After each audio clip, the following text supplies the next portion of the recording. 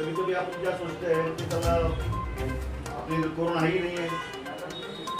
अभी आपको एक उदाहरण के तौर पे बोलता हूँ, मेरे यहाँ पे एक ऑफिसर है साटे करके, कुछ तो मालूम रहेगा, उदाहरण मेरे पहले तो उसकी बीवी को हो गया, उसके बेटी को हो गया। ये वायरस किस तरह से फैलता है, मैं खुद इस वायरस की चपेट में आ चुका हूँ और अल्हम्दुलिल्लाह ट्रीट हो गया।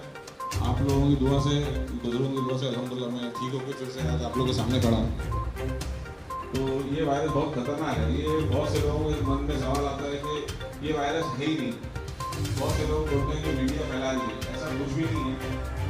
ठीक है, 10% मीडिया का भी हो, लेकिन मैं बोलता हूँ 90% वायरस था। लेकिन आज अल्हम्दुलिल्लाह सबकी मदद से हर एक आदमी ने अपना पूरा ताउन किया इस वायरस को ख़त्म करने के लिए।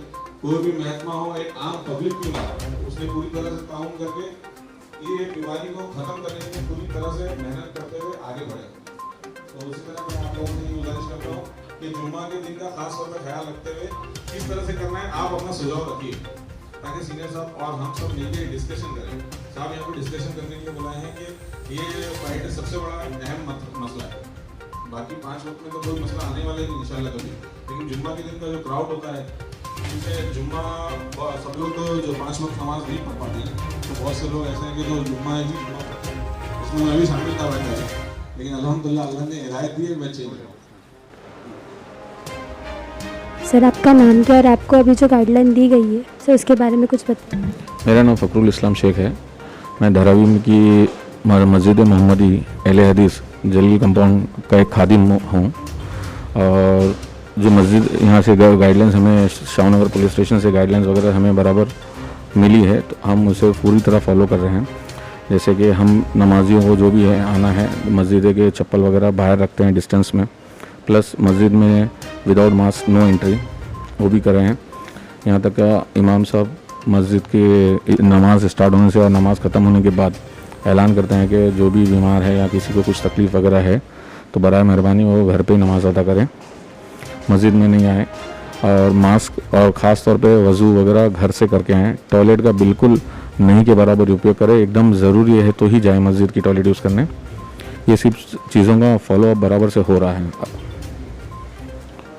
और बाकायदा हर टाइम पे ख़ास तौर पे नमाज में ये डिस्कशन होता है कि नमाज के बाद के जो भी है अपने एतराफ़ के लोग हैं सबको बुला के समझाया जाता है कि भाई अभी भी ये बीमारी ख़त्म नहीं हुई है पूरी तरह से, बीमारी अभी भी है, तो इससे बचना है। आगे ये बीमारी जिस तरह से मार्च के महीने में, अप्रैल के महीने में हम लोगों पे कहर बन के नाजिल हुई थी, उससे बचना है।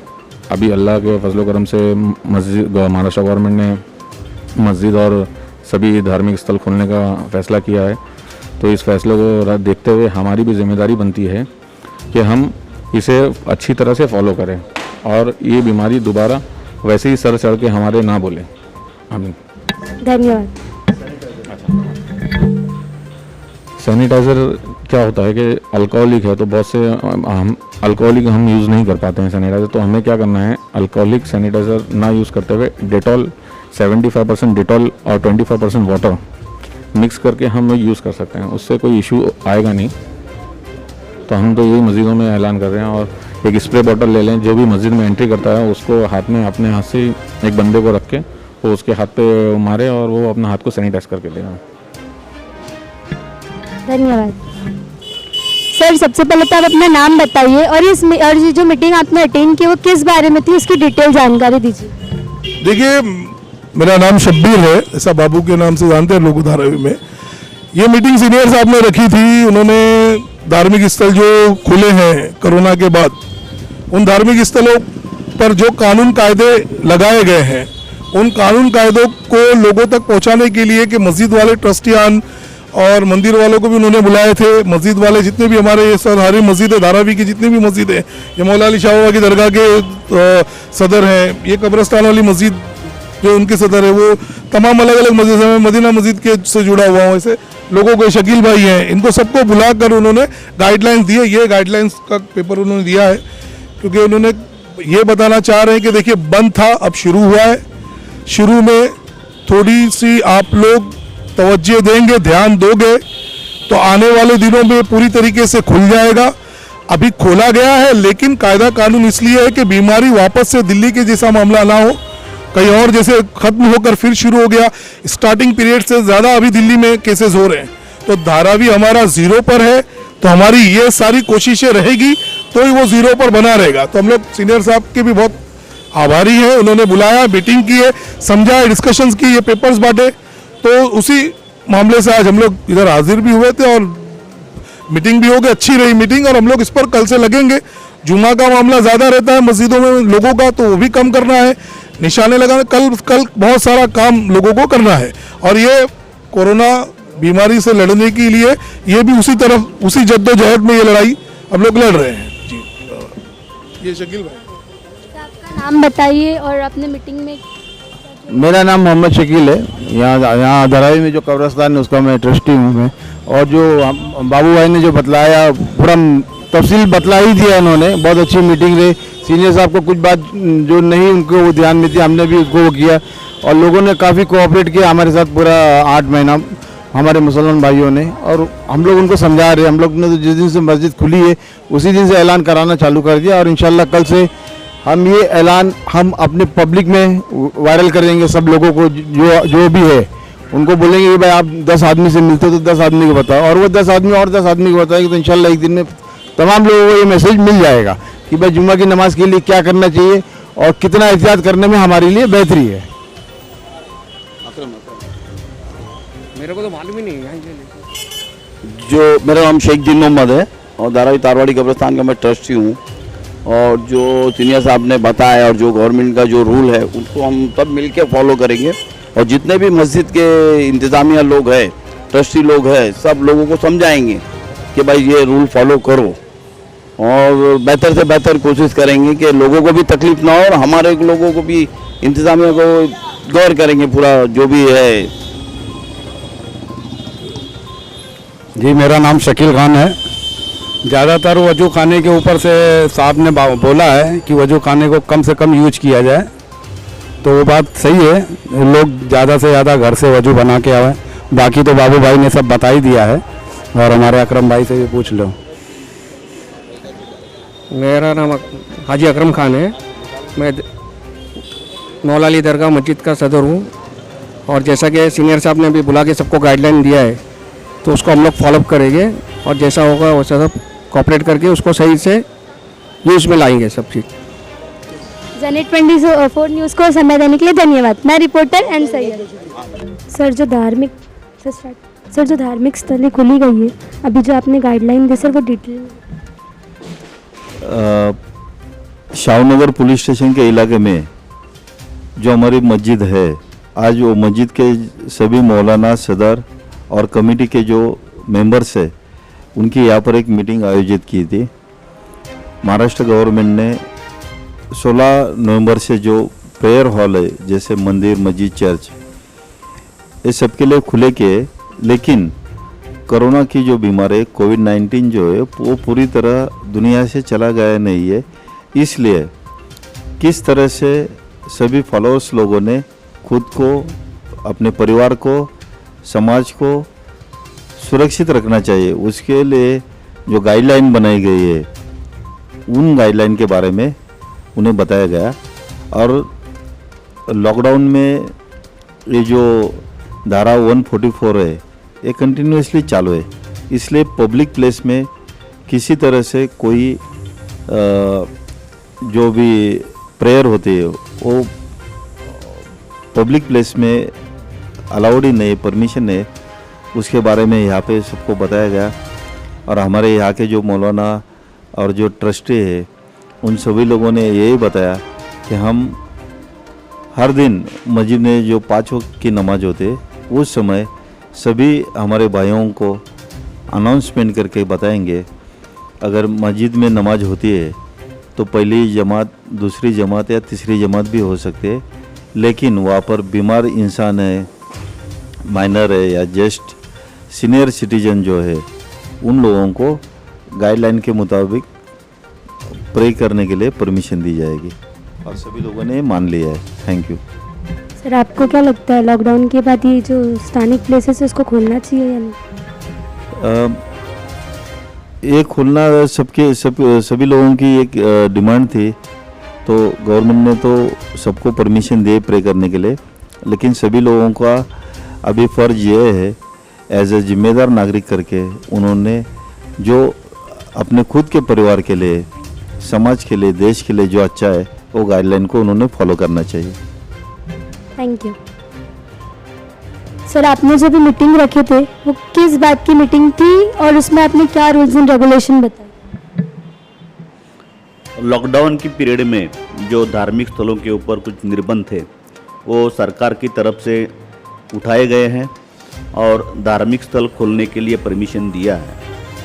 लेकिन धार्मिक स्थल खोलने के लिए परमिशन दिया है, फिर भी हमको कुछ रूल्स है, रेगुलेशंस है, उसका पालन करना होगा।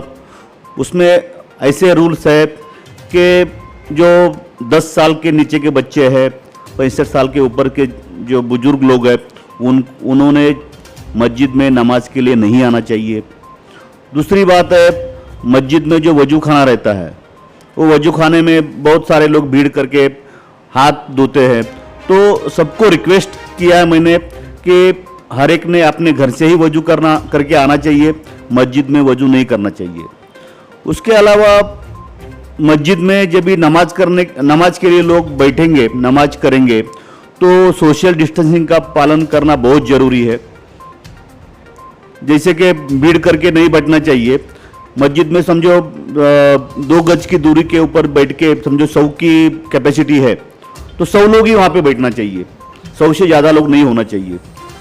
अगर ज़्यादा लोग हैं तो दूसरी जमात में बैठेंगे, उसके भी ज़्यादा लोग हैं तो लोगों के लिए, जो नमाज पढ़ने के लिए लोग आएंगे, उसके लिए कूपन का इस्तेमाल करना बहुत बेहतर होगा। जो लोग को कूपन मिला है वही लोग मस्जिद में प्रवेश करेंगे और वो नमाज पढ़ेंगे। अगर ज़्यादा लोग हो रहे हैं तो मेहरबानी करके सब जो ज़्यादा लोग हैं वो लोग अपने घर में बैठना चाहिए और घर में नमाज पढ़ना चाहिए। और जो समझो ये शुक्रवार को नमाज पढ़े हैं, नमाज पढ़ने का जो संधि है वो सबको मिलनी चाहिए। ये शुक्रवार को जिसने नमाज पढ़ा है वो अगले शुक्रवार को नहीं आएंगे। जो लोग ने नमाज नहीं पढ़ा है वो लोग मस्जिद में आना चाहिए। तो ऐसा करके अपने को देखो, अभी अपन 8 महीना इतने सारे रिस्ट्रिक्शन पाले हैं, रूल्स पाल के अभी अपने धारावी में कोरोना दुनिया में सबसे कम है। हम छोटा मोटा गलती करके अगर वो बढ़ गया तो फिर अपने सब मेहनत के ऊपर पानी फेर जाएगा। इसलिए मैंने व्हाट्सएप पे मेरे मस्जिद के ग्रुप है, ग्रुप में भेजे है। उसके अलावा बाकी के जो न्यूज़ से ग्रुप है उन्होंने भी वो ग्रुप में भी जो रूल्स और रेगुलेशंस है वो सब भेजे हैं। और अभी मैंने मीटिंग लिया तो मीटिंग में वो सब रूल्स पढ़ा के लोगों को बताया है। मेहरबानी करके वो जो रूल्स है वो मस्जिद के बाहर तो हिंदी में भी लगाएंगे और उर्दू में भी लगाएंगे। उसके अलावा जो बांगी है, जो स्पीकर पे बात करते हैं, वो अनाउंसमेंट करते रहेंगे कि वो रूल्स क्या है। मैंने तो अभी 2 रूल्स बताया है। उसके अलावा जो हम मास्क पहनते हैं, मस्जिद में कोई भी आएगा तो मास्क पहन के ही आएगा। मेरे को तो लगता है कि ये बेहतर वो ये होगा कि मस्जिद के बाहर बोर्ड लगाओ, no mask no entry. Mask पहन बगैर मास्क का कोई आता है तो उसको एंट्री नहीं देनी चाहिए। और अगर किसके घर में कोई बीमार आदमी है, समझो किसको सर्दी है, खांसी है, बुखार है, तो उसने खुद होके मस्जिद में नहीं जाना चाहिए, क्योंकि ये कोरोना दिखता नहीं है। अगर उसको कोरोना रहेगा तो वो मस्जिद में नमाज पढ़ेगा, वहाँ पे आजू बाजू के उसके लोग संपर्क में आएंगे तो दूसरे को भी कोरोना हो सकता है। और ये फिर कोरोना हमने देखा है कैसा फैलता है, मल्टीपल से, 1 से 2 को होता है, 2 से 4 से होता है, ऐसा बढ़ जाएगा। तो बहुत मेहनत करके हमने कोरोना कंट्रोल में लाया है। तो अभी 7-8 महीना हमने देखा, इतना कंट्रोल किया है, तो और 1 महीना कि 2 महीना अपने को बहुत सावधानी बरतनी होगी। तो उसके बाद में हम पहले जैसा फिर बाद में नमाज पढ़ सकते हैं। तो अभी ये जो सब रूल्स है ये सब लोगों को बताना जरूरी है। जिसको भी रूल्स मालूम हुआ है उसने आप कम से कम 10 लोग को बताना चाहिए, वो 10 लोग ने और 10-10 लोग को बताना चाहिए। तो फिर पूरे धारावी में ये रूल सबको मालूम होगा। और धार्मिक स्थल खुले है फिर भी जो रिस्ट्रिक्शन है उसके साथ में हम हमारे धार्मिक जो विधि है वो करेंगे। धन्यवाद। हमारा ये प्रयास आपको कैसा लगा बताना ना भूलें। हमारे चैनल जनहित 24 न्यूज़ को लाइक करें, सब्सक्राइब करें और बेल आइकन दबाना ना भूलें। धन्यवाद।